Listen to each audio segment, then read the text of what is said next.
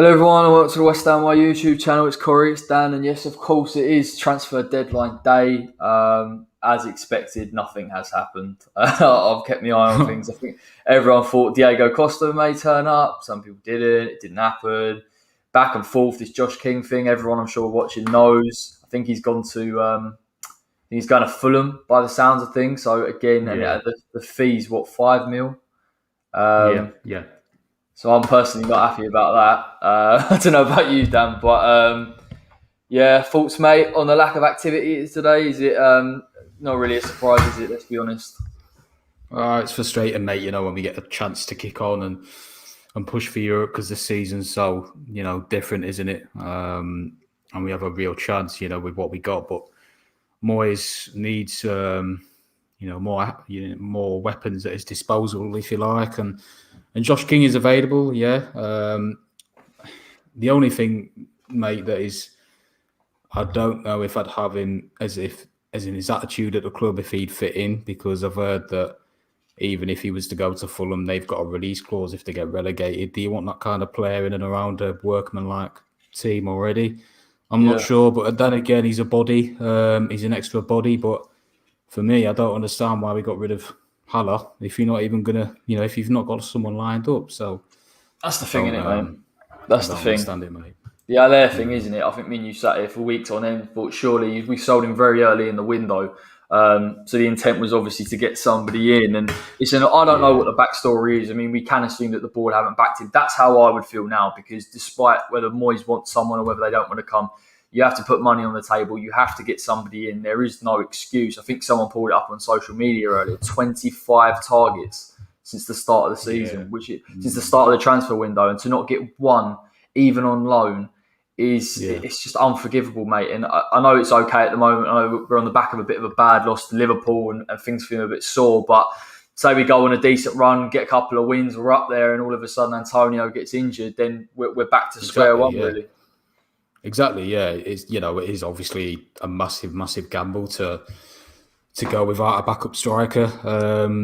Like you said, 25 linked, 0 signed. We've turned down Diego Costa a few times, which I can understand because of his age. But then again, he'd still do a job. He still scores goals because he's got that caliber. Like I said, it's a massive risk because of Antonio's injury record, and then again with midfield as well. If you're letting I know they were thinking about letting Connor Coventry go or someone like that. And if you did, then you're lacking in that department as well. So I know they got rid of Dapo on loan as well, didn't they, to Bolton? So that's another one gone, potentially. Yeah, Benny says here, don't you think it's risky to waste money paying overinflated prices? To be fair, mate, I don't even think it's going out there and going to buy an Ivan Toney or any of these targets or a Daka for a certain set fund. I can get that to a degree. I think it is just about getting bodies in. Someone says King and Madja were easily there to be get. Again, that's the thing. The Madja thing, I think he's on loan, or I'm not sure if it's a loan or a permanent to Fulham, but loan in it, yeah. But exactly. So you get to this stage and you think just anything, anybody's in, and I just honestly, mate, I can't really wrap my head around it. I just think it shows the board's incompetence and the lack of willingness to back Moyes. And mate, 100% it will come back to bite us. I hope it doesn't. I hope I'm completely wrong and we get through the next couple of months unscathed. But the Premier League, the games are coming thick and fast. Inevitably, there's going to be an injury somewhere. Yeah, it's natural for players to pick up knocks, especially at that intensity and the games coming thick and fast, and the midweek games and the weekend games that we're having, it's going to happen, isn't it? For me as well, you put a lot of pressure on the likes of Odebeko, who's only 18, and I know people want to see a glimpse of his ability because he scored 2 again the other day, and he's highly regarded, but you can't put that much pressure, mate, on a young kid's shoulders. For me, it just ruins a player. You've seen it before. And they, if they have a bad game, it gets, it's the game management of how you deal with them players. So I think for me, you still need to nurture him, wrap him in cotton wool. But if he's needed to be called upon, you might have to do it. So I think more of the dilemma will be I can't see Moyes using him. Just the way it feels like I know he's been on the bench a few times and we didn't get to see him in the FA Cup, and maybe if we had, we would have possibly thought a little bit different. But I think Moyes, knowing him, will pluck for experience. I think we've heard about Yarmolenko being used as a false nine. Again, very, very similar with Jesse Lingard. And me and you sat there after last week and said, concern is now, is Lingard going to be used as a false nine? Surely not. And it just seems like that could possibly be another option to call on. Yeah, possibly. But I've done some research on Lingard today. He's never played there. So, you're asking him if Antonio is injured to do a job there. It changes the whole dynamic. That's a true comment as well. But, him or Yarmolenko, they change the dynamic. They're not on Antonio. Lingard's got a bit of pace. He works hard. He works harder than Yarmolenko, but they're both, they haven't got that pace or the hold-up play or anything to cover for Antonio's loss. So, you needed someone like a Dia or a Daka, who's got a bit of physicality about them and is familiar with that striker role to come in and do a job if Antonio was injured. Yeah, and look, from a tactical point of view, you are right. Playing even with to play with a false nine, you have to push your team up. And I think if we play with a false nine against Liverpool, we sat in that low block, we'd have even less chances than we had yesterday. So it changes the whole way we have to play. It goes against what Moyes naturally wants to do in terms of trying to dominate possession. A couple of comments, mate, saying that the board again. It makes people sick, doesn't it? I mean, it does, and I think you see tonight as well with Fulham. I know it's a different situation. They've been struggling for goals. They've been seen to get decent possession in games and getting draws, and they've gone out and brought King in and Maja. At this stage of the window, you have to do what's necessary to change things, and they just haven't gone. And they've clearly used that Lingard Benrahma permanent deal as that's it. That's done for now. Yeah, I've seen a comment there saying Benrahma will probably play up top, but then again, he's not familiar to the position either. So you're asking a lot of a player. He could probably do it, but like you said, it's frustrating for West Ham fans. Another window, and I reckon we're probably one of few clubs in the top 4 leagues of English football without a recognised striker or 2 strikers. In fact. Antonio was acclimatised very well to what he has to do, being a striker. But, even against Liverpool, mate, we saw that golden opportunity that he missed, and then Salah took a similar one or even harder one a few minutes later.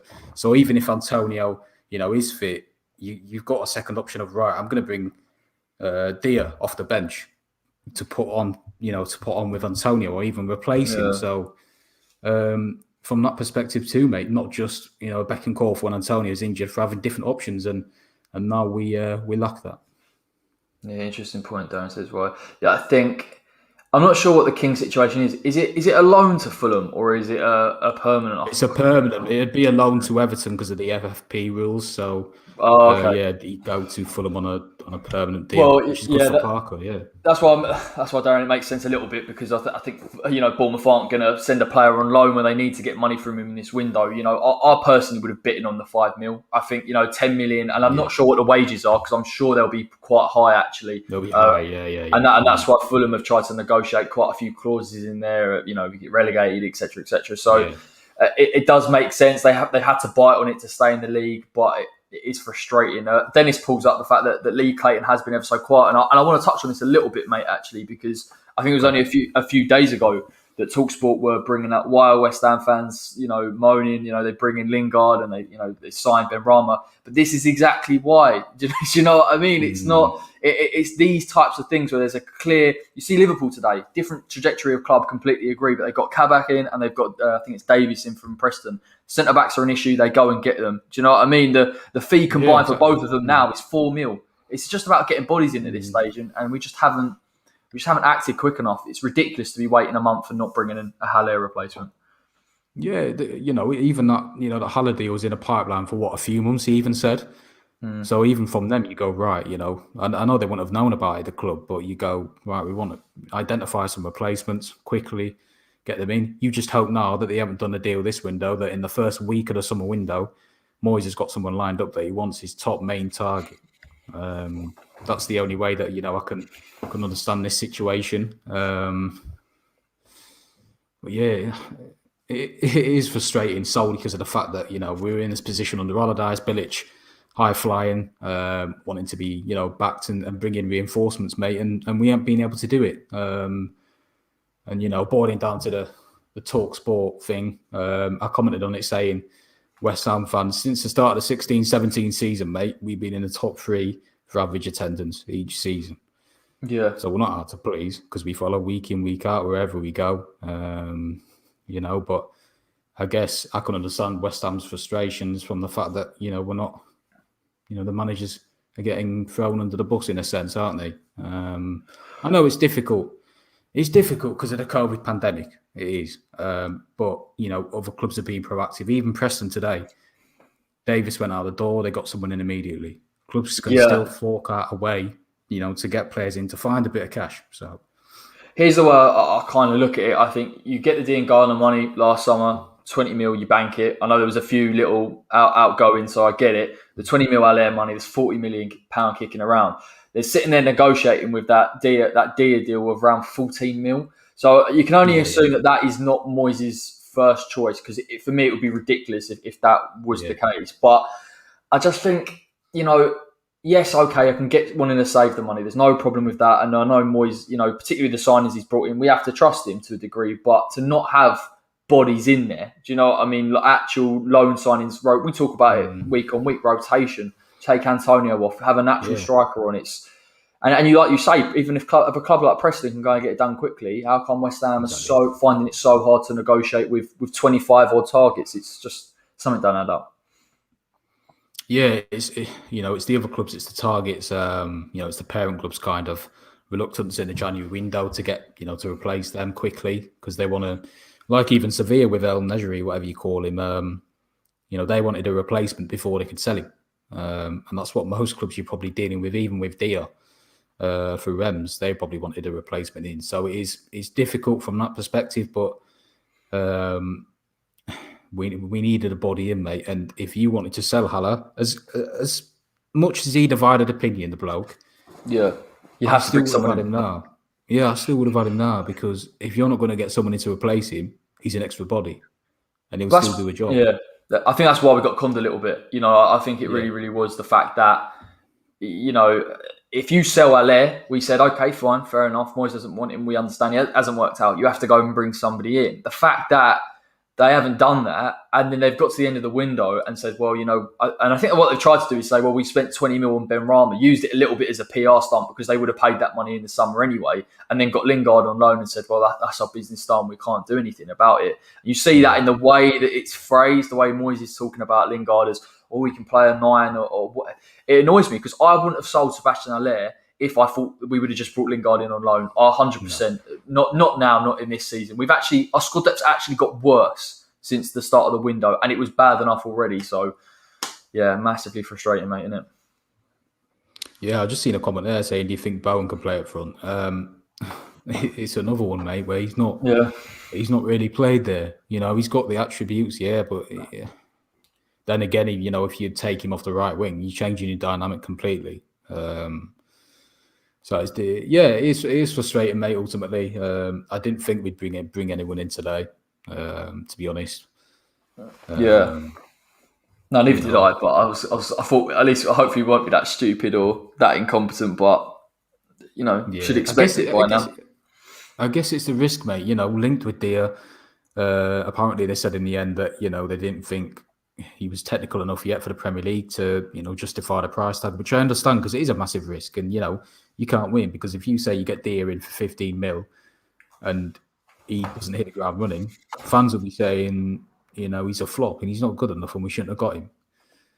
So I understand from that perspective that Moyes doesn't want to risk it. He wants to go for a longer term target, who they're probably scouting now. But like another comment there saying Diego Costa, he knows the league. He knows the league is established in the Premier League. The only thing but VAR would do him in. VAR would do him in, mate, because he'll get away with that stuff now. What he'd do, he wouldn't be reliable, would he? But he is. Without that, I'd take him because he's so good. Even now, he'd do a job. So, and you need competition from Antonio, mate. You need someone to push him. Otherwise he's just a guaranteed starter. So it's healthy competition as well, mate. Sorry, go on. No, that's right, man. It's just the fact that you can have a long-term target, if Moyes, whoever wants, and still bring in a short-term deal. I think they shouldn't really be taken away from one another. And I think that's the point. We've looked at this squad quite consistently over the course of a few seasons, and the amount of players that have left over that time, for me, doesn't have any excuse as to why you couldn't bring in someone at wages. Now, Diego Costa would be on a fair whack, that is for sure. Yeah. But you take him, extra body, rotation option. That it's just important. Like, you just have to have that as the basis of the squad. And as good as our squad have done now, we do need these type of players. I'm not saying a permanent. Obviously, don't go and get Costa on a 2-year deal and give him 150k a week or more. But just the right people. And massively gutted with it, mate. Even under the bowling, mate, when we, Big Sam, who do we have then? We had Zarate, Carroll, Sacco, Valencia, all as forward options who could rotate. And even, when Sacco obviously came, he done really well. He was a breath of fresh air in a sense, wasn't he? He hit the ground running because he knew there was Carroll waiting on the bench, or, even Valencia, if they were playing one up top, to come in for him. Yeah. So that competition at the time was really healthy. Even when we had Perez, Carroll, whoever else, it was still competition.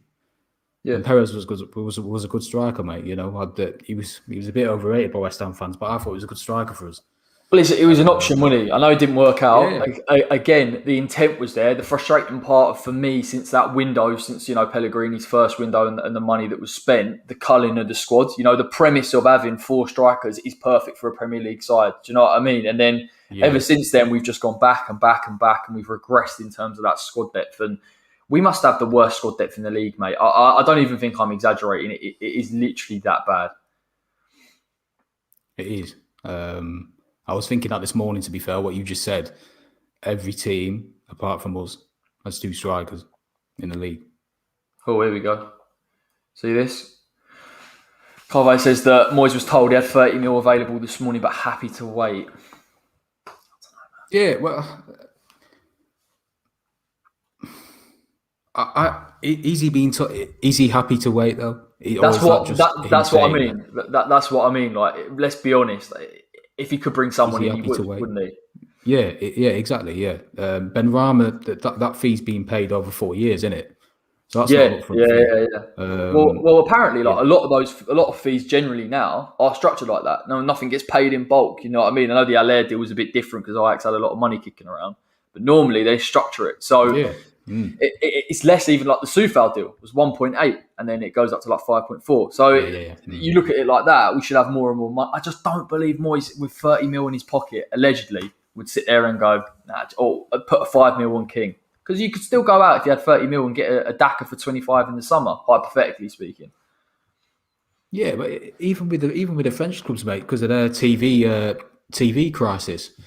You could come in today and go, right, we'll give you 10 mil up front. We'll pay the rest in installments over, appearances or goals or something. So 10 million is nothing nowadays. 10 million don't really get you a good player, but Dia's obviously doing well in the French league, which isn't the best of leagues, but he's still scoring goals. So, even deals like that, or, you don't have to pay a massive fee of £25 million up front to get a good player. You can do it over installments, especially in a window, because Rems and whoever else like Bordeaux or Montpellier with Laborde and Delort, is it? Yeah, they'll be looking to get some cash in, mate, because they're struggling. So. Yeah, and I don't think we've seen a concrete offer at all for any of these players, have we? I know Moyes is trying to keep it very, behind the scenes. I don't think I've seen anything to suggest we've put a bid in at one point, put money on the table. I think what a couple of the comments are alluding to is that this type of thing comes out to say that it's all on Moyes, and that's what frustrates me a bit, because Moyes has done as well as he has done with the culling of the squad and with losing players. I just don't believe Moyes. I know as stubborn as he is and as much as he wants his long-term targets, would turn down certain players at this stage. He knows this is a very rare situation for West Ham to be in, and we need to strengthen to keep that momentum up. Yeah, exactly. And, because we are doing so well, you think just one more striker would do nicely, just one more to, really push us and get where we want to be and where we belong. And it's another frustrating, because if Antonio and, Suchik or Rice get injured, we are back to square one. You know, Yeah. we will inevitably derail. You know, even Sheffield United, mate, they have 4 strikers. You I know, know, I know, man. 25 they're not mil the a piece. best, Yeah. mate. But if you offered me David McGoldrick, the geezer does a job, I'd take him because Yeah. he does a decent job. I'll probably get slated in the comments, but I think he's a bit underrated. But Take him now, mate. yeah, What he's gone. yeah, Do you know no, what I mean? exactly. I guarantee you, mate, Yarmolenko won't be there in the summer. He'll be off. No, Lanzini will be gone in the summer. Yeah. Anderson will be gone in the summer. Some people said call back Anderson. The bloke's lazy. Well, he's not a workman-like player that Moyes likes in his system. Anderson showed flashes of brilliance, what he's about, but Pellegrini built like I said last week, it wasn't a workman-like team. It was a team of individuals, and Anderson's one of them for me. I know he tracked back. I know this, stats even I've come across them that, he puts in the effort tracking back, but he was still very greedy. He just wasn't a player that was going to progress his mate in the right direction. So I think a few of them will be gone in the summer. Yeah, that's the thing, isn't it? You touched on. I think Yarmo will go. He does it. Listen, fair play to him. I know he's putting a shift in at the minute when he comes on, and he's doing his best. But he's not a Moyes term player long term. Let's be honest. Lanzini probably more than likely to be frozen out a little bit now. Lingard's in. We know Lingard was a key choice for David Moyes. Manu, we know he has declined, but has shown flashes this season. He's probably on a fair whack as well. It is such a shame because I feel like we've lost enough on wages. Allaire must have been on a fair bit, given he was our record signing. Haller was on about 85, I think. Still a whack. I know Yarma's on nearly, I think it's like 120. So that's a lot of money. And it just begs the question: just where is it going? Where is it going now? Because I know they're sitting there going, well, he's got 20, 30 mil in the summer, but let's be real. If he's got 30 mil now, he's going to have probably another 10 plus wages added on when they're all off the wage bill. It's I was just doing my nutting, mate. I see the King deal and I just think, I get it. Before 10 mil, higher wages, I understood it. But I'm at that point now where I'm like, anyone, just bring in someone, even for a short term, just get it done. But it's over and done with, my friend, isn't it? Let's be honest. I think it was still over and done with when Lingard signed. It's all mind games, mate, because he's going to turn Diop into a world-class striker. Well, Dawson, because he's getting the goals at the minute, isn't he, Craig Dawson? Dawson's a good finisher, to be fair. But it's just frustrating, mate, isn't it? At the end of the day, it's hard now, mate, isn't it? Because we are doing all right. It's when we get to a point that inevitably there will be a lull. We've got some tough fixtures coming up. Villa on Wednesday's a tough one. Yeah. Tottenham, Man City towards the end of the month. Do you know what I mean? It's not.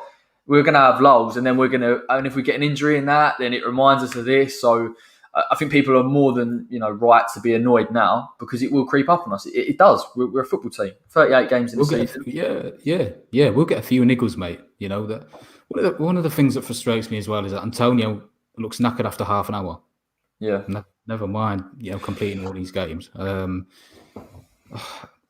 He even looked knackered against Liverpool, mate. In the first 5 minutes, he looked tired. And I know you can clearly see that Moyes is telling him not to run around as much, to save his energy, to stay in the right positions. Because against Liverpool, we were too forceful in going over the top too quickly, weren't we? We tried to get him in behind. Yarmolenko can't do that. He ain't got the legs to run. He never has. He never has. Odubeko, I know Geezer's a good finisher, but has he got the legs to run in behind? We haven't really seen that. Let's be honest. When you're a Moyes striker, he asks a lot of you. You look at what Mickey does normally: hold up play, running in behind, running in the channels, trying to get central to get goals. It's a hell of an ask for anyone to come in. And like you say, we don't know if Odubeko, as good as a finisher as I think he could be, again, the step up just to come from youth level to Premier League is a massive, lot. It's huge, It's massive, and you've got Yarma, who I think's done okay, but not brilliant. He's not going to run the line or the channels like Michail Antonio will, and Lingard certainly won't either. So it's problematic, mate. No. Yeah, exactly. I don't know, mate. I just think Antonio needs competition to get the best out of him because, I remember last season when he came into form, basically saved us from relegation. He had Haller knocking on the door behind him. Haller was frustrated as well and probably pushing each other in training. So that naturally, sprung Antonio into life, and he scored some good goals, but most of them were tap-ins. Like we saw against Liverpool, he's not got that world-class predatory instinct like Aguero, Salah, Kane, Son do. I'm not saying we're going to get that calibrated player in the summer, but we'll certainly get someone, like if we went back in for El Nasri, who could probably finish that on his day. That's the difference for me. Even someone like Josh King, mate, could have probably bagged that chance. It's not slating Antonio. I'm just saying sometimes Antonio doesn't have the best of games, and Moyes, it's good for Moyes to call upon a different option. You know what I mean? Say against Villa on Wednesday night, Antonio might be completely nullified, and then who are you looking to bring on? I hope not, mate. I hope they press us as high as they possibly can and we get Mickey in. But I know what you're saying, mate. And I think it's shown. Like, don't get me wrong, he was vital in those goals against, I think it was West Brom and Burnley. He did score the winner. Okay, fair enough. But then I think more so it's to do with, we saw against Palace, not clinical. As a team, we're not clinical enough when we create chances. And that is what's like so frustrating. And you are right, because we haven't seen that. We haven't had a striker like that. We don't really know what it's like. But if you bring someone in that in front of goal is genuinely composed, you talk about Emerson, we've seen that, then that's a different ball game, because then we start taking these chances and then we change as a team. And it's frustrating that we're at this level now where an ambitious ball will turn around and say, this is what they need. And then we'd up the level. Instead, it's like we're being diminished continually. And it's tough for Mickey. You are right. It's tough for Mickey, again, with a lack of competition, but equally with the fact that, he knows he's the only person there. So it's complacent. He knows he's a guaranteed starter. He's not got any pressure. He can have a 3 out of 10 performance or for an average performance. He'll still start the next game. If you've got that fresh breed of, say at Fulham now, if Parker was playing Cavallero up top, wouldn't he? It kind of worked as a short-term solution. But now they got what? Josh Maja. I think King's off to Everton now. So, oh god, here we go. Him, Mitro, or Cavallero, different options. So if they're struggling against us, they'll start Mitro to bring him off. They'll look to bring Maja in. It's different. That's what poses a threat, mate. God, it's nuts. He's going to Fulham for a 6-month contract. Jeez, man. Going to Everton, just think that's a bit of a missed opportunity. I think it's like because of our board, we're so used to, they bring out like, well, Moyes has got money to spend. Oh, I don't want to, what if we save this for the summer? We're a Premier League club, mate. I know with COVID it is tough, and I know the revenue's down to a degree, but you still find the funds, mate. $5 million, that's exactly what you find it. You do find it. There's no, and I think what goes a little bit sort of under the radar is the fact that, they've saved money on wages. That accumulates. It isn't just the transfer fees that we get in. So, yeah, I know what you mean. The Antonio point is interesting, mate. I'm sure we'll see it this season. I think even now, like you say, against Liverpool, a bit leggy. Didn't see enough of him. Probably not clinical enough at times. So, it doesn't hurt to have someone there that can come in, or we can change it up at times. Yeah, no, we all love Mikey, don't we? He's converted well into a striker, but he's not prolific, is he? He's not. Yeah. He can have average performances, but that gets overshadowed with the work he puts in, which is right. He's always given 110%, and that's all we ask as fans, isn't it? But now that we've been given these promises, if you like, of these Champions League caliber players, that's what we naturally expect, and that goes back to the Talk Sport point. Whereas, what do you expect? Well, we expect what the owner said. Why we moved on from the bowling ground to start with. And in the how many years we've been at the London Stadium now? 4 or 5? Yeah, coming up 5, I think now. And if you look at the first squad we had when we moved in there, mate, has it really progressed that much? Well, if anything, it's got worse. I think particularly, we've always spoken about investment, and it's never been great. It's never been correct. The lack of scouting network, that's where it all comes behind the scenes. But what I've seen over the past 2 years is actively stripping the squad. And I think that's been the change in the way, because Moyes doesn't dictate that. If Moyes could have a full squad, he wouldn't play 4. He wouldn't have 4 goalkeepers in his 25 Premier League man squad. I know we laugh about it and say he loves his defenders, and he probably does. But he's not stupid. He doesn't advocate and say, right, I'll have this defender and this defender. And I think you're seeing little bits in the market as well where he brings in an Alves on a cheap deal, or he's looking at younger players. I think the player we discussed from Rochdale has now gone to Man City because he knows he hasn't got the money and they're not willing to give it to him. So he's thinking, if I bring in on cheap, then and fair play to him. He's doing his best with whatever they're trying to do behind the scenes. But I just think they're silly. I think they're silly. I think you look at the position we're in, the quality of the first team, add a few players in there. If you get into Europe, the money goes up. That's why it's in there. It should be in their interest, for West Ham to get into Europe. But they're clearly thinking we're going to have to invest in a squad and we don't want to. So we're just going to leave it as it is. Yeah, exactly. It's just a massive, massive chance, to go into Europe, because the teams I've seen this season, obviously Spurs lost to Brighton, they weren't anything special. No, it's just it reminds me of that Leicester season, mate, where they won the league. It's nothing is a given, is it? There's a real chance where last season at Bowling, where did we finish? What I can't remember, but we were pushing for the 7th, mate. Yeah, we were up there. 7th. But probably saying all this, mate, we'll qualify and we'll get knocked out by Astra Gugu again, or whatever they're called. But yeah, get Don back on West Ham Fan TV. But get him on that.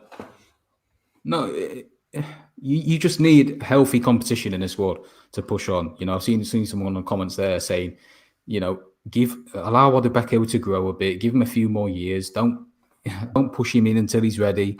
Yeah, get an experienced. Obviously you've got an experienced striker in Mikey, kind of, but then you need someone else to push him, and we failed to do that. So that could potentially, well, it probably inevitably will derail our season. Yeah, and it's all on them. Listen, I think I fully believe Moyes came with a list of transfer targets. I think he knew who he wanted to bring in, and it was just a case of, can you back him? And they decided not to. I think what we forget as well was at the beginning of the season, they said their aim was to stay up with as minimal outlay as possible. And what's frustrating is they just didn't sit. I mean, I'm not surprised, don't get me wrong, by any stretch of the imagination, but the fact they didn't go, actually, do you know what, let's back him. We're a lot further forward than we think we are. This is a good opportunity. Capitalise on it. It's the same thing when we went into the Olympic Stadium. We did really, really well. We should have built on it. We didn't. And quite rightly, Dennis points out, the only time he invests is in a relegation battle. That's the crux of it. It's never to look forward. And I always bring it back to Leicester. They lose a player, but they always bring in a young player for the future. They lost Kante, brought in Ndidi and Mendy. And now we're still talking about them growing into their primes. They've got a young squad that's improving. Everything about the way we're run is so wrong. So, again, not surprised. I think it is a bit disgusting that it's gone on. However, it's gone to Carve on Sky Sports saying they've got 30 mil. Because what it's saying is if there is an injury, it's on Moyes, not on us. I just, and they've tried to spend the Benrahma money now to prove that, we're spending money in the window. Do you know what I mean? So it's nuts. I don't like it. Yeah, I absolutely expected people saying the window's shut. Yeah, I'm not surprised. We haven't signed anyone. We're just hoping now, mate, aren't we, really? Hoping we don't get too many injuries and just see this season through. Oh, God. Can you imagine our luck that Antonio gets injured on Wednesday? Yeah, well, now it's baiting it, isn't it, really? Let's be honest, particularly with what's gone on now. And then what? And then what do we do? People will be baying and saying, why is the armour up front? And apparently Moyes was happy. Apparently Moyes was happy with that. Don't buy it. Don't buy it for 1 minute. It's frustrating. We lose all our threat, mate. Like I've said before, if Antonio gets injured, we've lost all. Just the dynamic completely changes. The way we set up, the way we, transition from defence to attack, and it will be another frustrating because of how well Moyes has started and the foundations he's bringing into the club and what he's building on and how well we've played, mate, considering, the paper-thin squad, if you like. And it'd be devastating if we got 2 vital injuries for a few weeks. We got a few poor results. We're mid-table. That's it. We can't push for Europe anymore. I'll be devastated for Moyes. Yeah. I mean, he's worked wonders, to be fair to him. Me and you have been critics of him, and quite fairly, I think. There was a few iffy decisions in game management and subs, but I think as the season's gone on, he's improved, the team's improved, the coaching generally, you see the players are improving within the system. But you have to give him the tools, mate. Do you know what I mean? He's not he is a miracle worker for now, but if say Rice gets into, can only do so much. Yeah, exactly. It's inevitable, mate. Antonio will get injured again because he's got injured twice, 3 times every season for the last 2-3 years. It's inevitable. Yeah. Surely everyone at the club knows that. Surely Moyes knows that his hamstrings are like rubber bands. It's so interesting. I saw someone pull up a load of statements from previous managers, Bilic, Allardyce, all the same. We're happy with the squad, and we knew full well they weren't happy with the squad. And it's just this blanket statement that gets thrown out there. And I actually just feel sorry for Moyes. I think it'll come back to bite us from a playing side, but I just feel sorry for him that he's put a seriously good stint in this season. We look a different side compared to what we're not fighting relegation anymore, and they've just said, do you know what, can't be bothered. Good luck, Moyes. And listen, if we get top half, I said this before, it's a brilliant season, because quite frankly, the way they've acted in both windows has just been pathetic. Yeah, exactly. Someone pointed out there as well, 3 centre mids, Noble, Rice and Souček. And you got Coventry, but then again, that's like Odebeko calling him in, throwing him at the deep end when he's not ready. Yeah, yeah. And Moyes doesn't do that. Do you know what I mean? He won't throw a youngster in either, so it's going to be... exactly. It's a tough one, mate. It is a tough one. I think interesting, I was going to just about to say, is any idea of the truth in the Gay link with Jesse Lingard? Again, I would have just... At that point, I was thinking, it wasn't the right signing. We needed a striker, but you think, I'll take that on loan. And that's what I'm talking about, mate. We look at our midfielders. I know he's 32, but he's a quality player in that midfield. And again, it's like that lack. Yeah, it does. It's that lack of, and you see that Newcastle were aware of it. I know they got Willokin in the end, but clubs are generally aware of their targets. And West Ham just seem to. They just don't know that they're out there. There's no scout. There's no, like you say before. There's no scouting network. So how are you ever going to? Yeah, we just mull over targets too long. El Nejri was never going to come to West Ham this window. Never going to happen, because they're pushing for Europe. They're doing all right. He's bagging goals over there. He's settled. You got to think of the personal life as well. He's never going to come to West Ham this window. And how long did we spend putting about 3 bids for him? Mulled over about 5-6 days. It's never going to happen. Move on. That's the thing. I like the ambition if the bids were true, which apparently they were, but it's an unrealistic signing. It's not going to happen. Yeah. But that's what we see. We talk about Sullivan transfer bingo, innit? You get the signing, you get players that, are almost unattainable, because it's so easy to sit there and say, we'll give you X amount of money. Got to talk about the player, the club that they're at, the experiences that they are. Obviously, you touched on it, the culture coming to a new country halfway through a season. It's not going to happen. And El Nesiri, by all accounts, has been in Spain for a few years now. So, again, if that doesn't happen, you need to identify new targets, and you need to have people. I find it difficult to believe out of 25 alleged targets that we couldn't get one. I think that's also got to be pointed out. I think if they wanted to really push for one, I think they definitely could have, because I think money does play a part. And I think Dia possibly, if you'd gone on it, I think the problem we've got now, particularly with the way we are, Moyes thinks if we spend it now, I won't get it later. And they sit there and say, we're saving it for the next window. I guarantee that will just be our budget. That 20-30 mil will just be the budget spent for the next window. So it's tough. We're on the shoestring. Yeah, so do I. Yeah. He might not be the best technically. He might not be the finished article. But what? How much would you bring him in for 15 million, you say? Yeah. Is it 15 mil? Yeah, bring him in. He might get a few goals. But if he didn't work out, you'd only lose about 5 million. It's nothing nowadays. You earn that back in the game through a TV deal. Yeah. Yeah, and look, even the Josh King thing, mate, like you could see it coming from a mile away.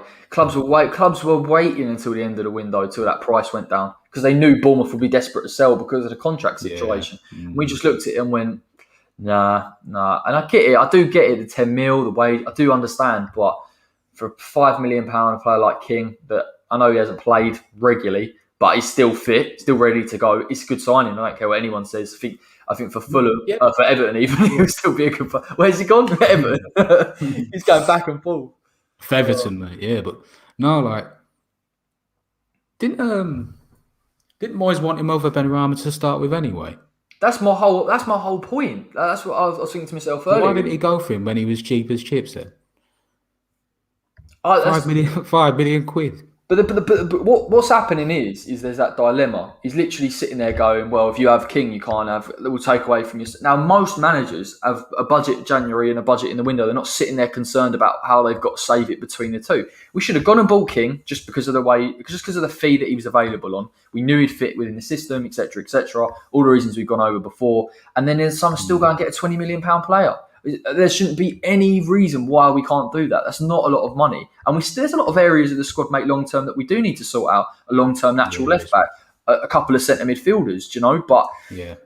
because I think when you even get over this striker issue and you bring someone in the summer, we'll still be sitting there going, well, where are the centre midfielders? Noble's either retired or he's got a year left. Noble will be finished, mate. Yeah, Noble will be finished by next season. There's just a heavy reliance on, to do successful business in the summer. I saw a comment about Seymour.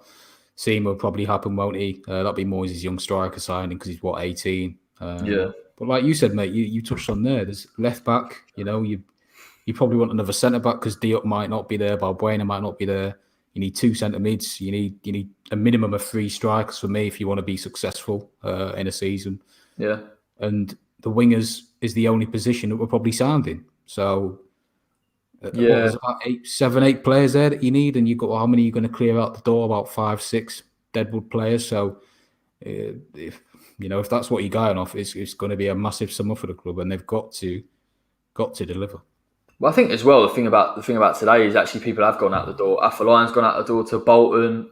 Winston Reid's gone out the door to Brentford as well. And it's like that continual loss of players and squad depth, albeit I know Winston Reid hasn't played and probably wouldn't play for West Ham, but still, it's just that point, isn't it? The fact that they're not sitting there going, we need to bring in. My concern would be more so when we get to the summer. You get rid of Yarmolenko, you get rid of Lanzini, they get rid of them for sort of nominal-ish fees, but you save the wages, there's quite a huge amount. And then all of a sudden we're sitting there going, we haven't signed anybody. And we've signed a couple of players and we haven't really replaced because the squad will get thinner and thinner. And it's... Exactly. That's the worry. I just feel like I'm just concerned about the future, mate, to be honest. How sort of tenable is it to have a squad this thin and get worse? It's just not. Exactly. And a comment there, you can't be too dependable on the youth players. Can you? Because it just kills their confidence, mate. You've seen it time and time again. Obviously, there's generational talents like Foden and stuff, but that rarely comes about. Declan Rice.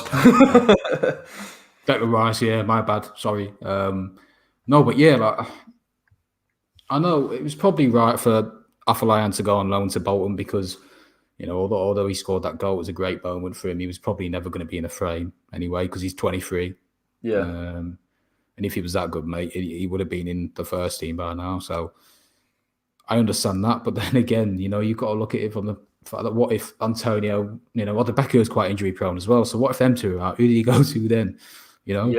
Well, I mean, look, I think you're right. You are right. In a normal window, in a normal club, putting Afolayan out on loan wouldn't be an issue. I think it is because, and he even played in a bit of the 10 role anyway, so it wasn't like he was almost a circumstance, isn't it, mate? It's a circumstance. It's the look of it, isn't it? Like letting players go and you haven't really brought anybody in of note. You think even you look at the Lingard thing. If you're led to believe that Ole Gunnar Solskjaer wants him back at United, he might not join West Ham in the summer. I mean, I highly doubt it. Exactly. I think he's putting him in the shop window. But all I'm saying is the fact that there's no guarantee some of these players will stick around. I think you look at some players to be brought in. Frederick Alves, you can see Balbuena out the door. I don't think he's had a bad season either, but. It's just, you know what I mean? Long term, yeah. I think the kind of smoke screen will be bring youth players in on those cheap fees and get rid of some of the high earners. But you can only really do that if you've got a long term plan. It doesn't work otherwise. Otherwise, you're sitting there sort of scraping around. Yeah. I want to go through it now, mate. Who I think will be gone in the summer. So I'm going with Martin. I think he'll be gone. Yeah, agree. Balbuena, no. I think Diop will be gone. Yeah. I think Fredericks will be gone. I can't see him sticking about. No. Who else? I think Coventry have gone on loan, so that's 4. I think Balbuena will go. Yeah, I think Balbuena could go if we get a replacement in. That's 5. Who else? Lingard's obviously gone back to his parent club, United. That's 6, technically, if you count him. Manu. I think Manu and Yarma are up there, aren't they? Yarma will go. Yeah, them 2 are off. That's 8 players gone. So before you get rid of 8 plus the rest of them. Anderson probably go on permanent. Yeah, I'll drive him there myself, mate, to be honest. Yeah, he's one person's wages I would like to just get off the bill because he's a bit nuts, isn't it? Yeah, I'll drive him. Couldn't even play for Sunday League team, that bloke. That's 9. You're looking at maybe 10, maybe 11, 12. Nathan Holland could go in the summer, to be fair. Yeah. Interestingly, he stayed around. He hasn't gone out on a loan deal or anything, which I think is a positive in a way. Because I think, listen, I'm not advocating for it. If we were a proper run football club, we'd go and bring someone in on that right-hand side where Yarma would play. But if Nathan's kicking around and he's fit and he proves himself in training, I'd give him a chance. I know he's got the talent, but I think it is getting to that last stage for him. I don't think if he kicks on now, he will be out the door in the summer. Yeah. No one ever, innit? He's 23 now as well. So yeah, he's got. There's no one ever for him. I remember him coming on against Wolves. He showed flashes, didn't he, of what he can do. He's never really had an extended run of games. He was unlucky. He was unlucky, mate, because he went to Oxford, didn't he? And he scored that great goal in the FA Cup against Newcastle. And I thought, okay, here we go. But again, the injuries, innit? I think injuries kill a player particularly. We've been unlucky with loaning players out and them having a consistent season. Grady's the only one I can think of recently that's gone out a season under his belt and properly developed. Well, it's too soon to talk about him, mate. Sorry, man. Well, if they get relegated, mate, hopefully we'll get a buyback clause on him and we'll see him back on the left-hand side. They've absolutely butchered him as well, mate. They've ruined him so much. Yeah, I agree completely. But if you want me to be honest, mate, I don't think Holland will make it because I think he's too injury prone.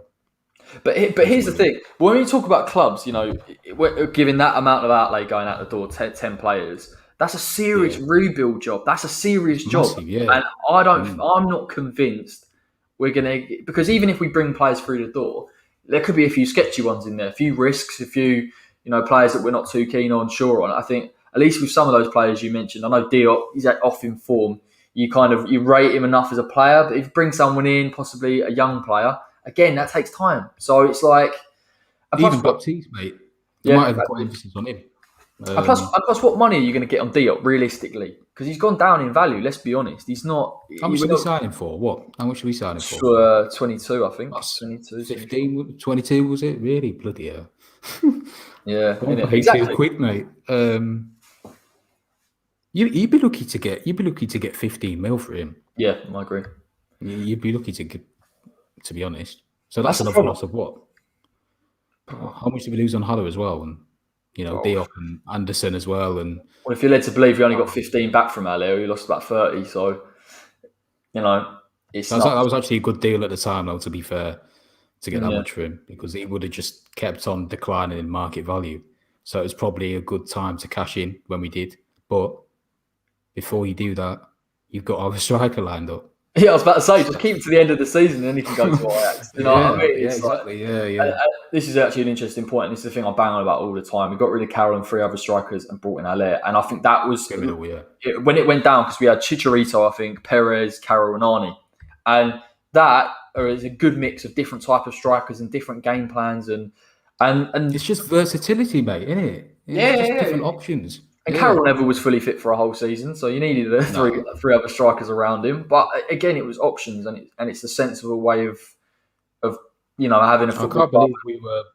I can't believe we were moaning them, mate. To be honest, about them options, because look where we're at now.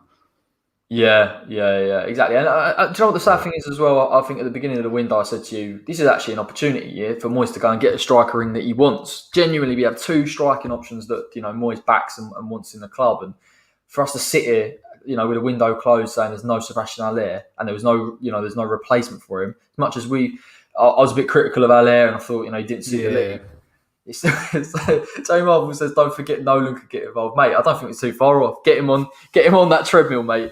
Stick him up top, stick him up top. He was a bagsman as well. He could finish, couldn't he? So get him up top.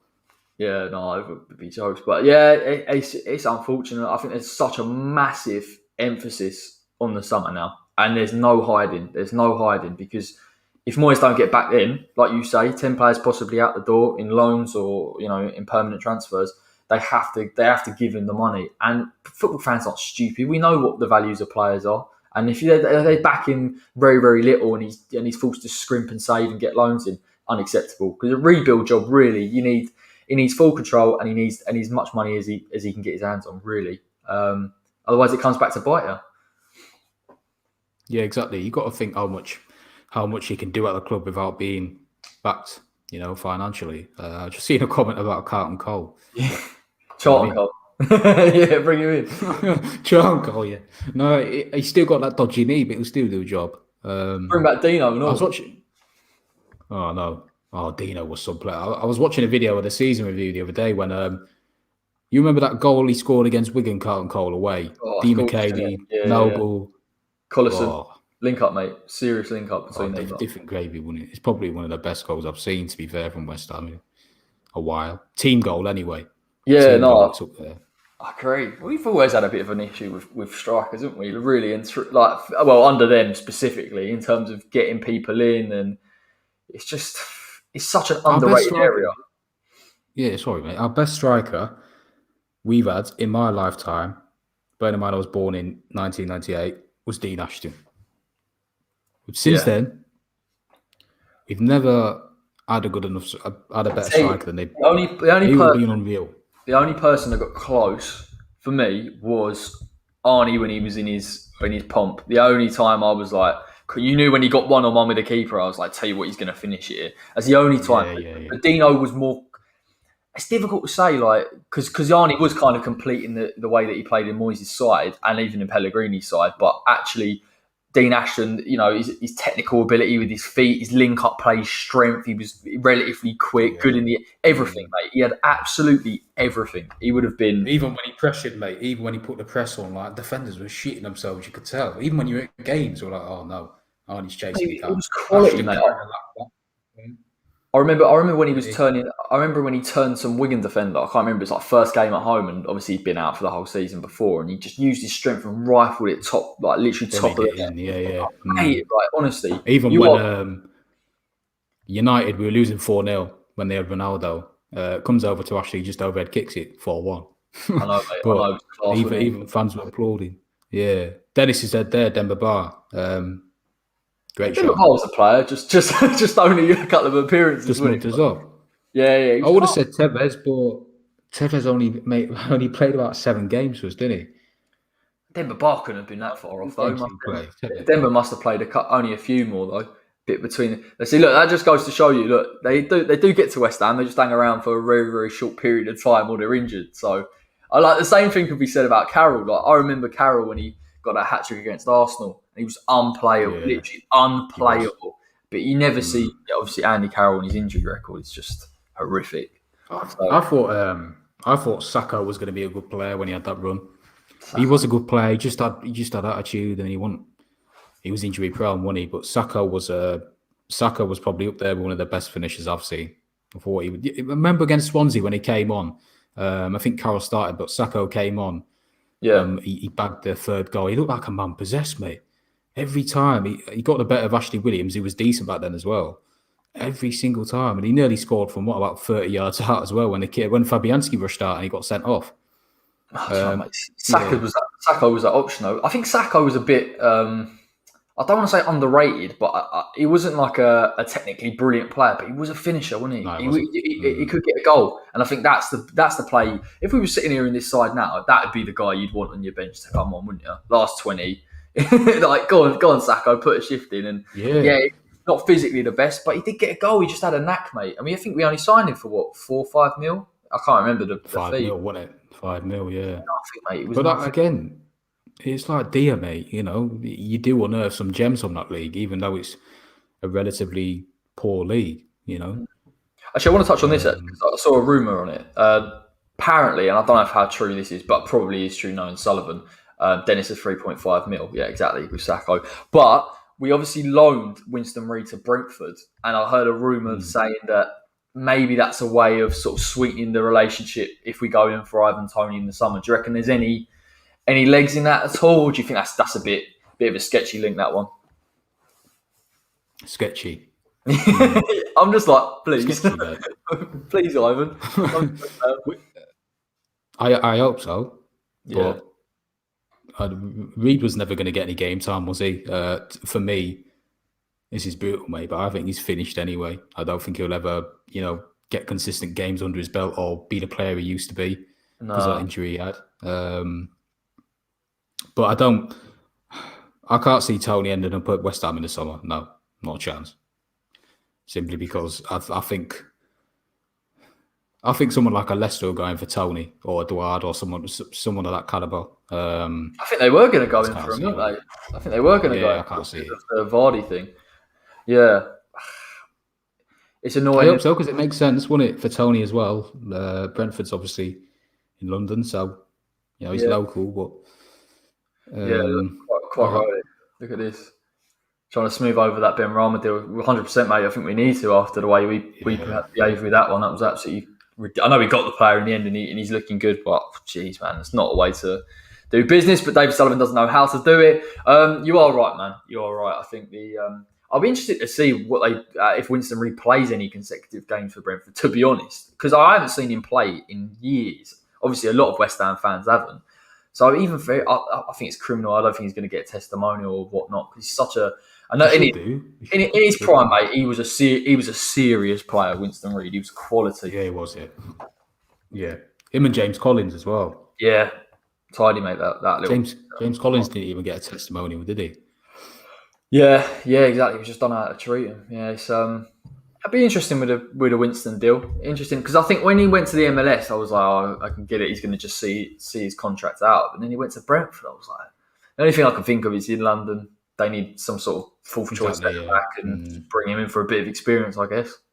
Yeah, I don't think he'll start there, will he? But I don't know how long Janssen's out for. I think he's out for a while because who's coming to step in for him? What's his name?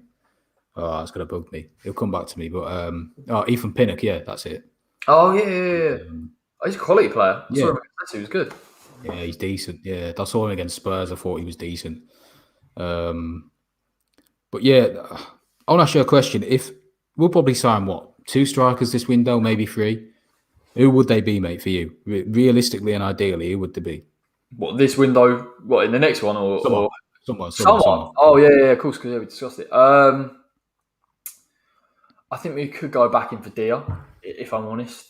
I think depending on his goal scoring record and if he maintains that level, I think it'll be a bit of a no-brainer. Problem will be is if his value goes up all of a sudden, then it becomes... He's gone quiet recently as well. Yeah. Dennis, as you won't sign. Yeah, top 3 targets if it don't happen. I would go all out for Daka, to be honest. I really, really would. And I just think he's such a complete player. I know he's a young age, but someone pulled up some stats of him in that league, particularly for Salzburg, and his link up with the other strike partner and his goal contributions generally. I think it does suit David Moyes in terms of that overall style, so it would be interesting to see. He's a problem, isn't he? He's a problem. He is, yeah. And then other than that, possibly... I think we'll sign 2. Maybe not 3, we'll sign 2. I think we'll only sign 1, honestly. Genuinely, I can't... No, I know, but I think I've been so burnt now by the whole thing. I just look at it and go, I can see us just getting 1. Seema, everyone's saying. Again, I haven't seen too much of Seema, but you'd imagine with that relationship. Yeah, I've seen it. Yeah, I know he's bagging goals, so we'll probably see him, mate, before we see any Ivan Tonys or Armstrongs or even Holacek looks like such a good player. I know he's been injured, but geez, man, if you could get someone like that over to West Ham, it'd be a bit There'll be multiple clubs after him, mate. Multiple. Well, that's the first thing when I started watching. I was like, yeah, you're right. He's a bit good, isn't he? Like, when someone's got that level. He's class, mate. I think for me, I think Seema will come in because of the relationship we have, like you said. Yeah. I think that's a given. I think he'll be exciting. And I'd like someone or Armstrong or Tony, one of them 2. Because obviously Armstrong is different to Antonio, like that versatility we mentioned. Tony's kind of built similar. Tony doesn't have a lot of pace from what I've seen. He's more just a poacher in the box. Relies on quick, dynamic players around him. So, yeah, I'll probably say Seema as 1, and then I'd choose... I don't think Armstrong could hack it in the Premier League. I think Armstrong is genuinely a risk. As good as a player as he is, I just think that is a little bit of a risk. I think it is. I'd go Tony and Seema, but Tony won't happen for me. Who do you think Tony goes to? I think Brentford could get promoted, to be fair. He might, if they get promoted, he'll stay for a year, surely. He'll stay, yeah. If not, Leicester, someone like that. Yeah, no. I think we'll be in for him. I don't know. I mean, by the sounds of it, Moyes was quite set on illness here. I wouldn't be surprised if we just try. I don't know whether the bid was true or not. I don't believe a lot of it, but it was. Yeah, well, he might go back in for him. I think it'd be a bit naive, given that Sevilla are such a good team and they've got great manager in Lopetegui, so it would be a bit bizarre. Interestingly, a couple of comments. I'm more concerned about the centre midfield type position, because I think we Yeah. seriously need to start looking at, because that could be another area. And Dennis quite Guess rightly who's come up there, mate? Lord said, Lundstrom as well. he has, and he did well the other night. But for me, Sander Berg would be a great player to bring in. He He's a would be great player, yeah. such a good player. I mean, genuinely, just that 15 million pound, really good on the ball, Yeah. good at going forward, adapted to the league so well, technically sound. That would be, for me, if you could get someone like that in, it'd be brilliant. Yeah, they love him. I agree with that. The Silva, any day of the week, think he's quality. Alex Kral as well. I know we like him from Slavia. I think he's a decent player. Yeah. You know, he's not a looker, but he's a good player. I don't care, mate, as long as he can play centre midfield. I'm just touching on that because Souček and neither's Kufal. So, I'll tell you what. If you could sign to... Sorry, mate. This question got me. I want to see what you say before I say anything. If Adama was available, would you take him? No, the geezer's a problem. The geezer's a problem, mate. You know what? No, but the thing is, he plays on the right-hand side, doesn't he? So you'd have to shift Bowen somewhere, and I thought I couldn't do that to Bowen in form. And I'm not sure about Adama's work rate going back. Don't get me wrong, raw pace, ability to get to the byline, yeah, of course, mate. Of course you'd get him in that side. Stretch teams. Yeah, you would, but I don't think he's happy at Wolves, is he? Because when he got into form, I think that got to his head, and he was linked with United, City, and Liverpool. Yeah, so I think he's been unsettled ever since. He's not really shown it this season. When I've seen Wolves play, he's been missing. Yeah, you know. Obviously, they tick with him and Jimenez being on form, and obviously when Jota was there. So, to be honest, mate, I don't. I think he's a problem with his pace, but I don't rate him in terms of his all-round play compared to Bowen, Benrahma, and Fornals. I think people would find him incredibly frustrating in this West Ham side. Not because he's not an exciting player, but just because of the work rate he'd have to have going back. And I think as well, Wolves had a couple of problems with him at wing back. He wasn't defensive enough. They had to have someone behind him. I think as well, he's very predictable. You know that the minute he gets that ball, he will take it to the byline. Except the other week, you can't stop him though. Yeah, true. But then, except the other week, he cut back against Palace on his left and put it to like top corner. So again, this guy's talent, he's got fantastic talent. It's just that kind of, I don't know. He's not very.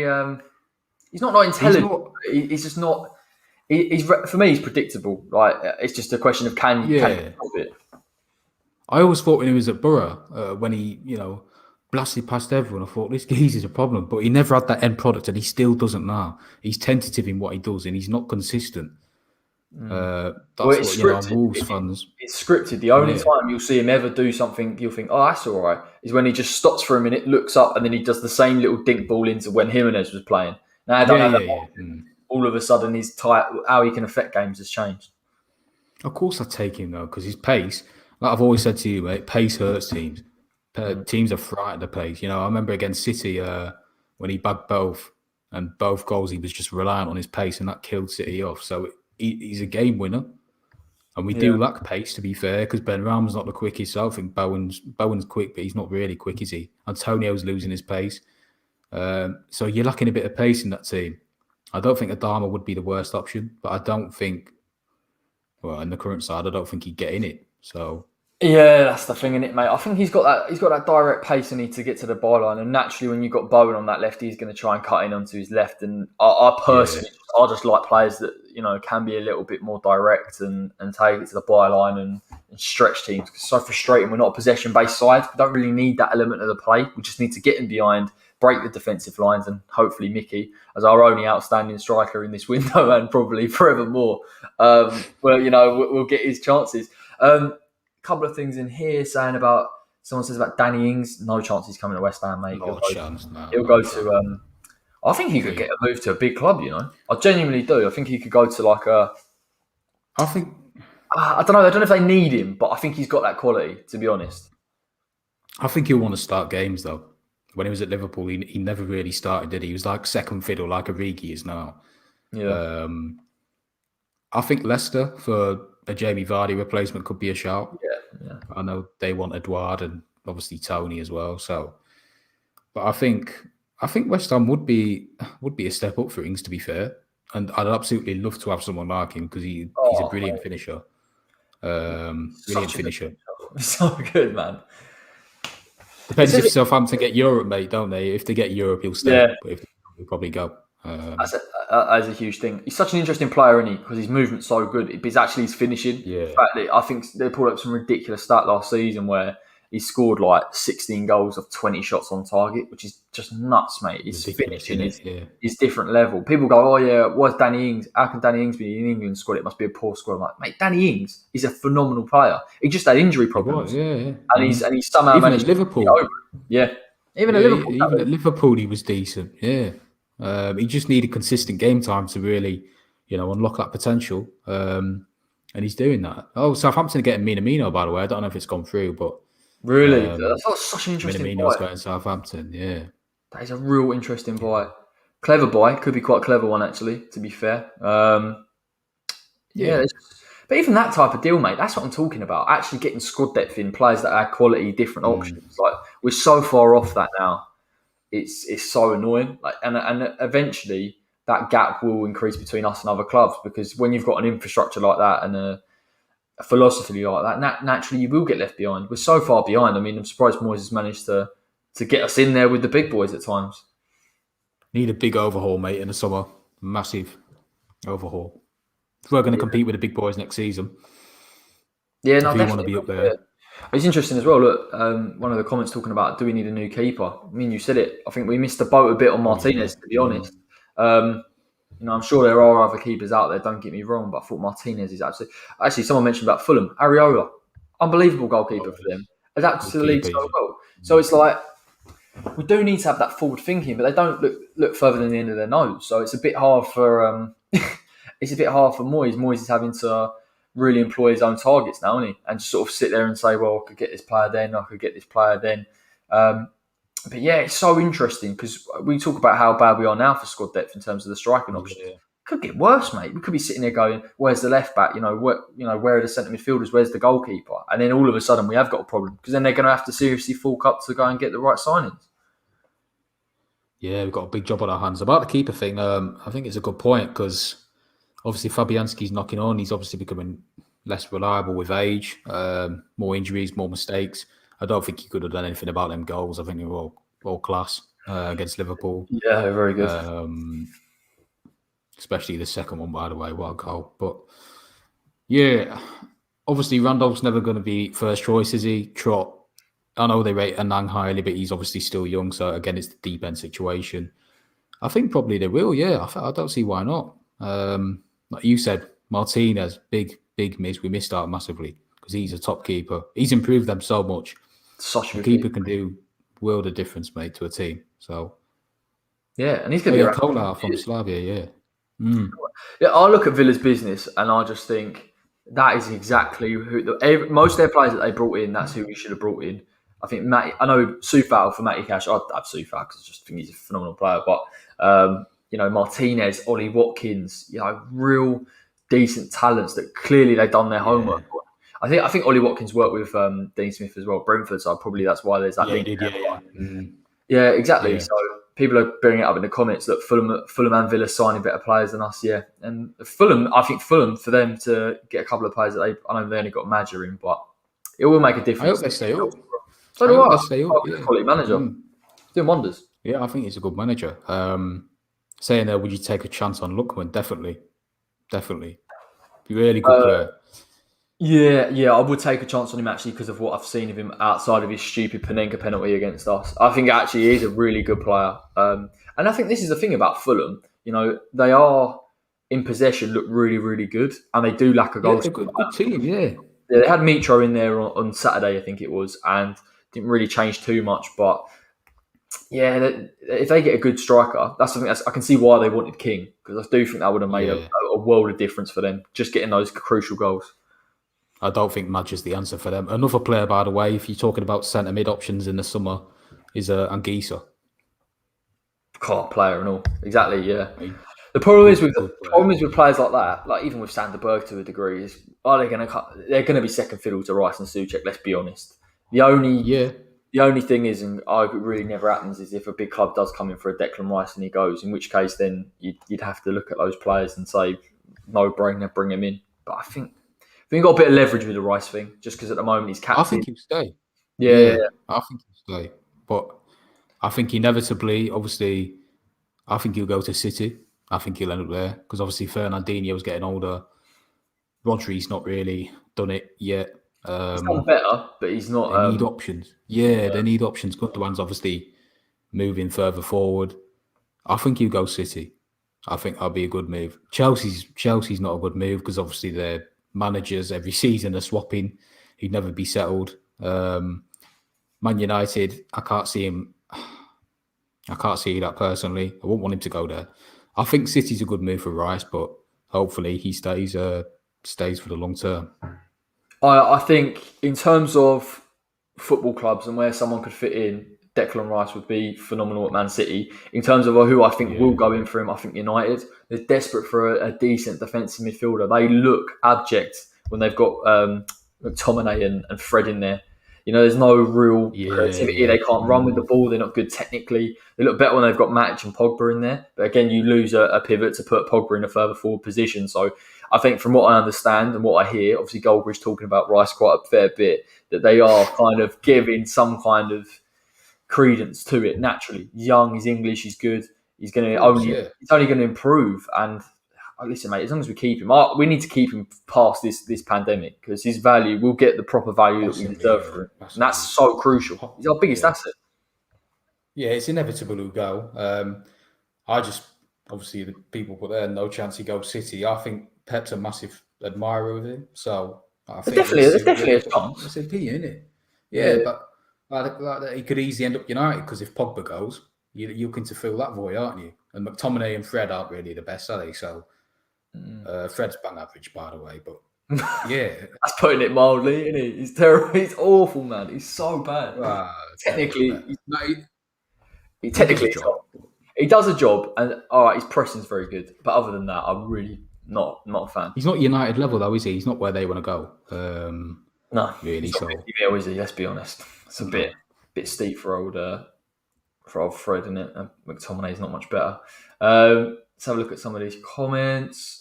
Conor Gallagher would be class. I think Gallagher's actually impressed me, to be fair, for West Brom in the limited time that I've seen him play.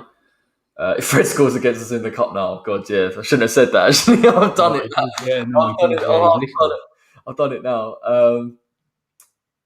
Look, I bet King has gone to Everton on stupid money, probably, but I suppose they can afford to pay it with Mashiri up there. So I think it'll be a good signing for him, to be honest. It'll be so interesting because King can play off the left and he can play down the middle, and they've obviously got Calvert-Lewin and Richarlison there. I wonder whether we see Richarlison maybe on the right. I don't know. Possibly might vary up a bit. So it's a quality. Yeah, it takes the pressure off Calvert-Lewin a bit more, doesn't it? Because I know obviously they're relying on him for goals. Him and Richarlison are the main outlets. And I know they were looking to get rid of Bernard today, so I don't know if he's gone, but no, it just gives them different options. Kept him, I think. Yeah, he's staying here. Yeah, I think they just need a few more options, Everton. Obviously a good team. Ancelotti's doing well with them, but I do wonder actually if Ancelotti chose to go pursue King or if it was the owners. He doesn't strike me as an Ancelotti type player, King. No, he doesn't.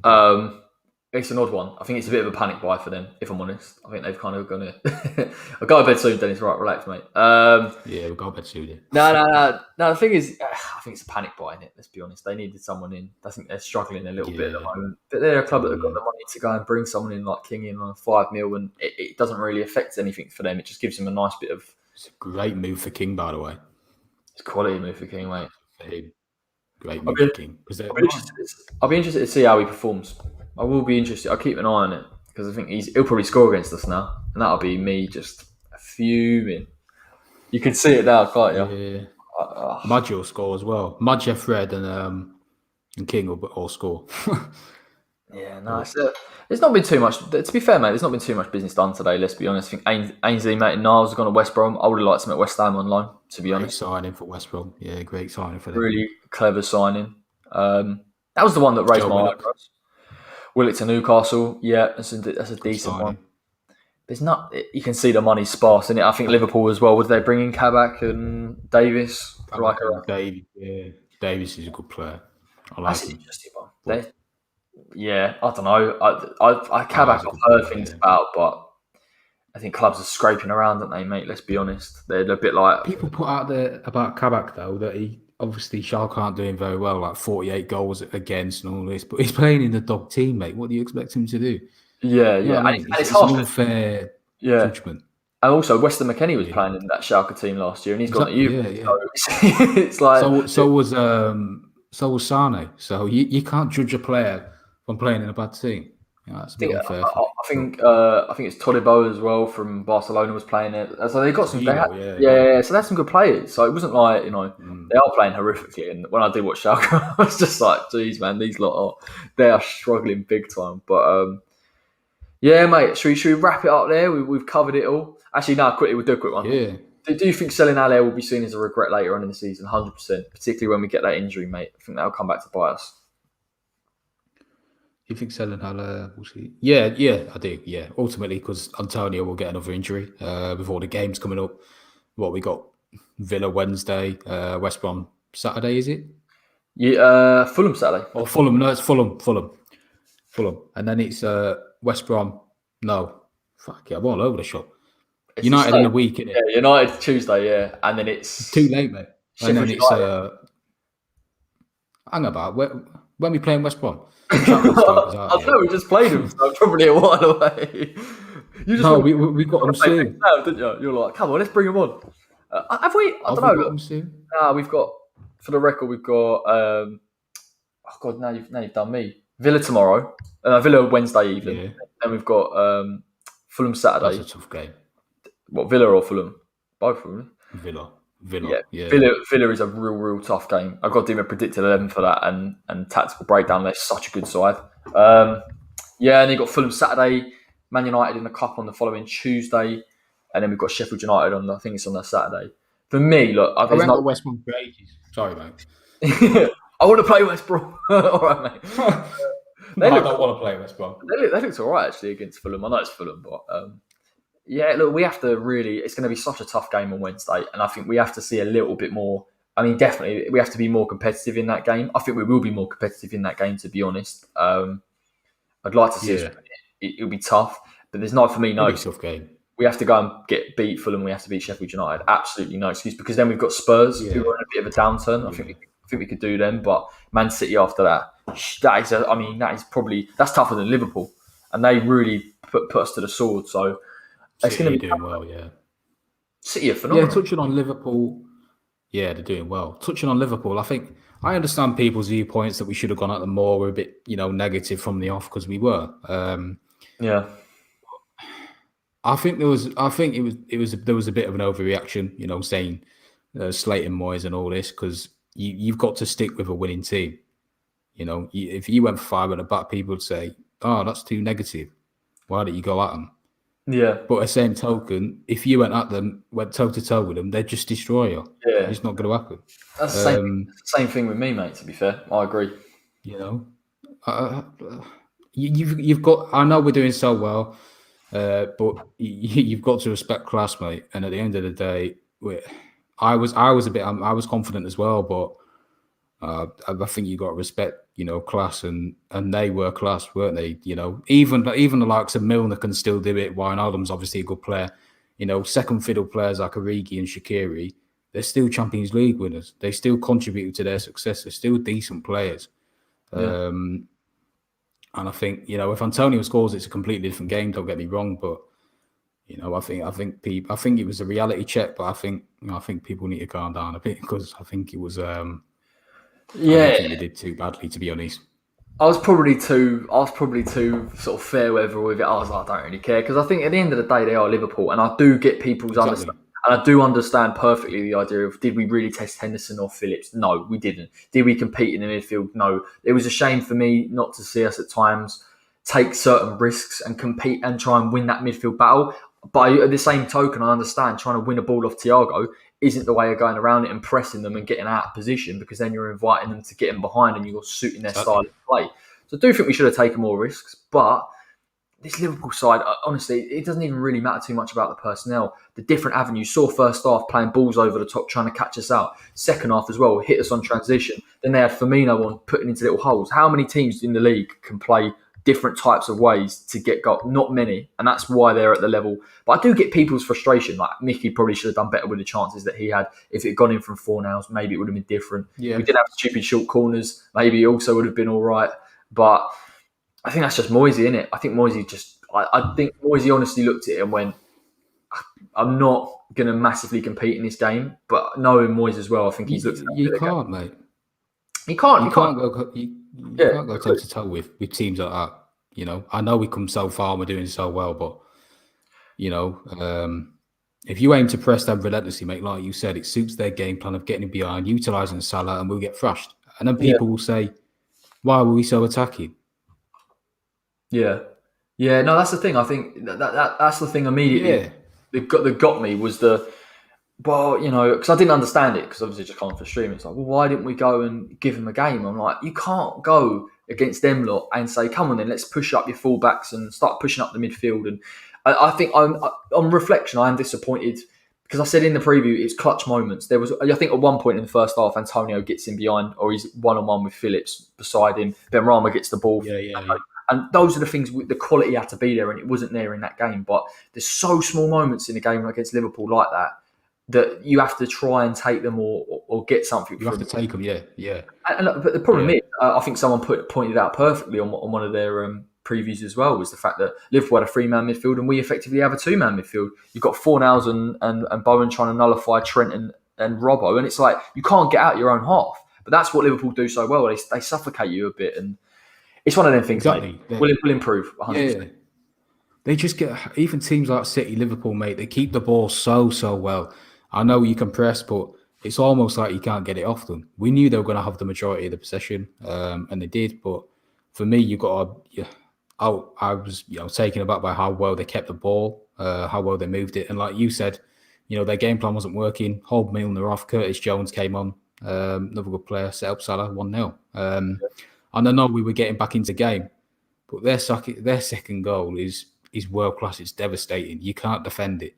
You really can't. And I just think people saying it was abysmal and all this, I think it's massively over the top because we're playing Liverpool, But we'll bounce back, mate. I get the disappointment though. I do get it because I think you look at it is such a massive contrast from Palace to Liverpool, but you can't play like we did against Palace, like we did against Liverpool. No. It's not how. Unfortunately, that's not how it works. I remember games earlier in the season against Man City. We didn't play particularly well. We competed a bit more in that middle of the park, but we certainly didn't press up as a side. It was only really a Soufal cross at one time, a fantastic Michail Antonio finish, and we got a draw. And we sat there and said, "That's a great game." Games like this we're not built for, unfortunately. It's just one of them things. But listen, there's no doubt that I'm 100% sure we'll be more competitive against Liverpool, against Aston Villa. Yeah, I think we will. 100%. If it was Sheffield United, mate, that we played the other night, I'd be be disgusted if we played like that. I've got to be honest. Every team, apart bar of City or United or Chelsea, is going to have less of the ball and look to counter. We were too forceful in that first half, massively forceful. We were wasteful. We could have kept the ball a bit more. I thought we were a bit panicky. But, like that comment refers to their nervousness. Rice had an off game, and when Rice has an off game, we're not ticking as a team altogether. Souček was quiet, but their diamond mate in midfield really nullified Rice and Souček. He got the better of them. Klopp did his own work and it worked. So spot on, mate. Spot on. And we see that, and people get a bit. I'm not saying jumpy about it, but they say, Declan got dominated in the game, or Souček. It's so hard when teams pack that midfield, exactly. and particularly the role we ask of our centre midfielders to do, go and press and sit back. And I thought, there was a sort of intention there at times. I think Souček pressed high in the first 20 minutes, and I think they wanted to involve him. But when they pin you back so much, it's so hard to get out. Realistically, the only little breakdowns we could have had is if we'd gone and won a ball off of Thiago, and then you would have seen, and if Antonio's on the shoulder, you can create a one-on-one and beat the high line. That's how Villa did it earlier in the season. They had one player on that high line, on the side that Trent pushes up on, they sat back and then they countered. And that's the only way you can really hurt Liverpool massively. Exactly. Yeah, just a comment there. Do you think we look tired? I do, yeah. I think tiredness, I think we were a bit fatigued, to be honest. I don't know what you think, mate. But I think we were a bit. I'm not sure if we were fatigued. I thought we were a bit tentative. I just think that midfield. I know it's a lot to ask. It was the game plan, wasn't it? Yeah, no, What was the game plan? it's hard for me because I get the game plan and I analyse it to death, and I do understand why Moyes set up the way he did. But it was just that we need to go and press and win that ball off of James Milner, not Thiago because he's so press resistant and so good on the ball. Yeah, Realistically, Thiago's brilliant. Yeah, exactly, and it's always going to be a test. But Milner, I would have liked to have seen us got at Milner a little bit, win the ball, be a bit physical. But this game, it was always going to be limited. It was always going to be limited in how we attack. We were never going to get. And it's funny actually because I remember when Creswell had an overlap on Alexander-Arnold, and he just completely. yeah. And I'm like, little moments, but you'd have to catch Liverpool out of their shape so quick, and they throw bodies back, and then when they get set, it's just You got to take your chances, haven't you? You got to. It was unfortunate for us because we played them at a time where they came off the result against Spurs. They were flying. The confidence was up. But like you said there, mate. When Cresswell got him behind Trent, pulled it back. That was a chance cleared off the line. Antonio. Then you're looking at 2 goals that completely changes the complexion of the game. But everyone knows chances are few and far between against top teams. You got to take them. If you don't take them, you're most likely be on the losing side. But I think all of their goals. I'm not sure about Cresswell for the first one, but even Sky said this, which is true. You can't slate Cresswell because he's going to cut inside or he's going to go on his right and go past you. So you can't be too one-sided. Do you know what I mean? As a defender, so and there was 3 defenders around Salah when he took the shot as well. That's exactly what I said. He somehow squeezed it into the only corner. So it's not. I don't think you can. I think it's harsh being critical on Cresswell there. I don't think it's justifiable. And then the second goal and the third goal, obviously, caught us off guard again. Just good play. So I don't think you could be too critical of the defenders, to be honest. It's tough in a way because I thought bringing on Curtis Jones was a bit of a masterstroke, just in that athleticism they had in midfield, and you see immediately he breaks those lines. Cresswell's had to go out to try and press him, had to get back in position. And I said, look, the goal, the back four is very narrow, it's very compact. It's tough for Salah to score from there. And maybe he could have lent him onto his right foot, but Salah was jinking in and he was jinking out. And for me, a lot of them goals, they were all good goals. It wasn't the goals, it was just the ability to take risks. And I think if they'd seen do it, and I think it'd be naive a little bit, to be fair, but I think people wanted a bit more. And I think if we got caught out, they would have accepted it. When Bobby Firmino come on for that third goal, mate, and then he dropped it into pockets, we're fortunate he didn't start, him and Mane, because it would have been worse. Yeah. Then we couldn't have got our own half. It would have been terrible. I thought we nullified them well first half, mate, to be fair. Their only chance was when Thiago spread that ball in behind. It was magnificent, by the way, for Origi. But I didn't think Shaqiri did much. But even the likes of him, people saying as well for the second goal, Soufal should have stepped up towards Shaqiri. But come on, man! I can't have that. There's minor details where fans are being slightly too harsh, mate. To be honest, you cannot defend that second goal. That second goal is devastating. You can't do anything about it. So I think people saying that, and people saying it was an abysmal performance, and even TalkSport today, mate, saying Moyes set up wrong from the off. If you want us to go toe-to-toe with Liverpool and get absolutely demolished, that's fine. But you always set up. I would have done the same, and you would as well. Yeah. You've got to set up. You've got to be cautious of their talent, be respectful, get them on a counter. You can't go toe-to-toe with them because you'll get smashed. It's such a tough one because you look at the results. I understand. Look, I think it's such a niche, it's such a finite thing. Like when people are talking about it, because I think they just wanted us to go out there and show what we can do. And I think you can't, because then this is the problem. Before the game, I watched Liverpool and I thought, I'll tell you what, we're in good form, we can go and beat them. Then you sit there and you say they can introduce their wing backs. Then they can start to introduce Salah into central areas. Then you can start to push on Thiago for a press, and it's like you do one thing and then they do another. I think the only thing I would say is that would be one of the best chances we have to try and get a result against Liverpool, because there wasn't the threat of Mane. There wasn't the threat of Mane, and Firmino wasn't dropping into holes. Because if that had happened, completely, I think people would have felt differently, because they would have said, well, they had Firmino and Mane. And I get that. I do get it. But we're talking about a well-drilled, oiled side that even when they don't have the right players in there, still commit the same type of system. It's annoying. Yeah, but even Origi, mate, scored in the Champions League final. Shaqiri's a good player, played for Bayern. I understand they didn't have Mane, they didn't have Firmino, but even even the players that they call backup, if you like, you take them all day long at West Ham, would you really? So That's Shaqiri. I think Yeah, I think it was over dramatised massively, the reaction. I get it. We could have gone at them a bit more, but we'll bounce back. Villa on Wednesday is more important, mate. Yeah, Massively more important. I think, So and this is the thing I want to emphasise as well. We need to compete. I'm not accepting that. It wasn't a bad performance against Liverpool. To be fair, the goals were all quality. We have to compete more against Villa. And I said Villa can't hurt us in the same way that Liverpool can. That's just a fact. They don't have that multiple avenues in order to do it. You see against Southampton, played more of a double pivot. Barkley in the 10. They were trying to counter attack Southampton. It could change. yeah, For West Ham, we don't have to sit here and panic about the different types of balls, and we're not going to be stuck in. So I expect us to perform. I expect the fact that Moyes has also looked at this game and gone, we can get a result from this. I think this is much more competitive. Is a positive. If we win against Villa, mate, this Liverpool game will be forgotten. It won't be mentioned. exactly. Yeah, exactly. Yeah, I just think it was a big overreaction, mate, to be honest. But I understand where people are coming from. But I even said to you before the game, mate, last show, I said, you can't be complacent if you lose against Liverpool because they're a world-class team, one of the best teams in the world. So, I do think we've got a chance against Spurs, though.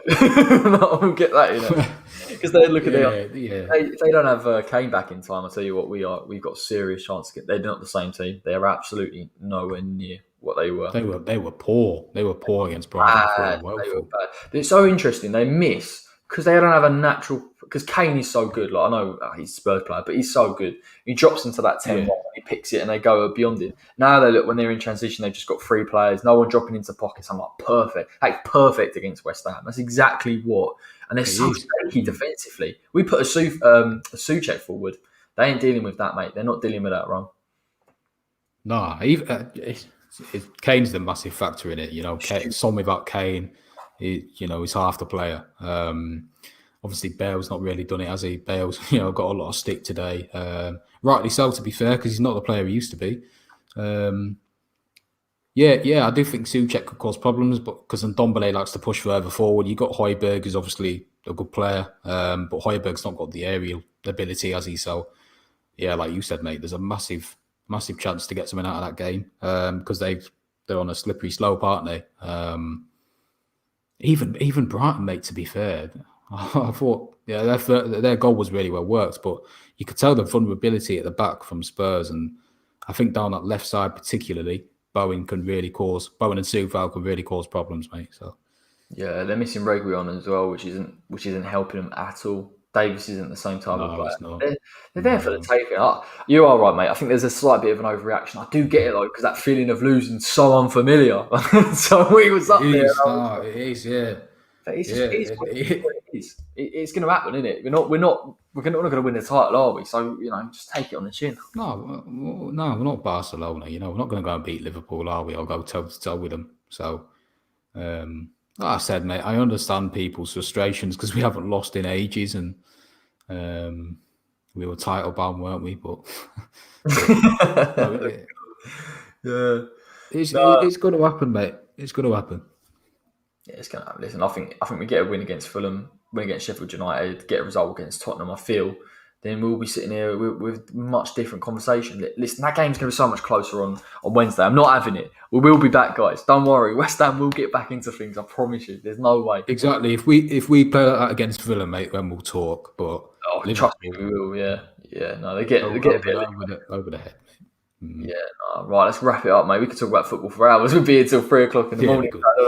But yeah, thank you so much, everyone, for joining me. Make sure you like the stream. Make sure you subscribe to the West Ham Way if you're new. I'll probably get down. We'll probably just start doing a Premier League show, to be honest, mate. Because football we talk about. Yeah. No, mate. Quickly, mate. I've seen a comment there. Predictions for Villa. Oh, okay. So, predictions for someone's called us a nonce on the comments. By the way, you two are bum boys. This is ridiculous, mate. Let's get rid of him. But, hooray! I'm more concerned with my camera don't work. Yeah, what do I reckon? That's tough, isn't it? I reckon 2-1 off the top of my head. But we'll see. Look, I take a draw. I honestly, it depends on the level of performance. I can't sit here and say, a draw's a good result. Obviously, I want West Ham to go out there and win it. But if you get a point against Villa, mate, that's a decent. My concern is the performance. Put a shift in, actually compete, and I think we will. And if we perform, and if we don't compete against like we did against Liverpool, then we can sit here and go, okay, it's poor. But I think we will. Going to go 1-1, actually. Stuff it. Woolly jumpers, Yeah, right? someone's put it there. Woody jumper. Yeah, I think they'll score. I think both teams will score. It's just, it massively relies on if you can shut out Grealish. If you can shut out Grealish, their main attacking outlet, you'll be all right. But then again, you've got Watkins, haven't you? Even Traore's doing well. Traore is a massive problem as well. Barkley. He is a problem. Barkley's goal was very well taken as well. Yeah, Barkley as well. Cresswell will struggle with Traore, I think, because he likes to cut inside, doesn't he? And drifts into good positions. Dean Smith has got him doing well. I like him. I'd snatch your hand off for a point, to be honest, because I think they're doing well. I think it'll be tough. Will Grealish dive and get a shot? I've got to say this about Grealish. I was massively disappointed with his behaviour against West Ham last time out because I rate him so high as a player. He's a phenomenal football player. I know people don't like him. He doesn't need to do it, mate. He doesn't need to do it. That's my whole argument. He doesn't need to do it. It's so unnecessary. And I said the difference between him and somebody like a Mohamed Salah is if Salah feels contact, he'll go. Yeah. But Grealish actively anticipates the contact and he waits for it and he's actually asking them to make it. And that's the frustrating bit. I guess Villa relied on him to, draw fouls last season because they were struggling and free kicks were obviously a good outlet for them to score from. But now, because they got their flair around him, they're not as reliant on him to win fouls in a sense. But yeah, he's world class. He just cut it out. It's just boring, isn't it? It's pointless. Such a tough one. Depends how we play, mate. Look, I think Villa, if they play like they did against Southampton, I think we'll get more joy because they're not going to commit too many men forward. The problem with Villa is their high line and their press, the overloads they create. They've got a three-man midfield, and you see Douglas Luiz at times in that box when they're in the final third. That's the issue. But they didn't commit that many men forward against Southampton. They just had the likes of Barkley, Traore, Watkins, and Grealish working together and just keeping those two pivots in there, keeping control of the game. That would make it harder for West Ham to break on transition. But the one thing you'll see about Villa constantly is the fact that when they get beaten in that transition phase, they get drawn out. They're drawn out of position so quickly they can't adjust because they're so high up. Not like Liverpool. Yeah. Liverpool protect. They try and sort it out, but it just depends on Mickey. And I'd like to even possibly see Benny on the left hand side because I think he's going to get space in this game as well, and that would be my preference. Yeah, I can't see Mickey starting on Saturday against Fulham because of the cup game. I think he'll rest a few players. I think Yarmolenko and Lanzini may come in. Yeah, if I'm going to be a backup striker, mate, he could come in and make his debut, couldn't he? But yeah, never mind. Listen, man, let's wrap it up. Again, thanks for joining. Like the stream, subscribe to the West Ham Way if you're new. Like I said, I'll probably get Dan back on throughout the season. Probably just talk about Premier League football and everything about West Ham. That'd be sick, mate. I'm sure you'd be up for it. No worries, mate. You might be like, don't sign me up. Of course I am. No, thanks for having me, mate. Pleasure.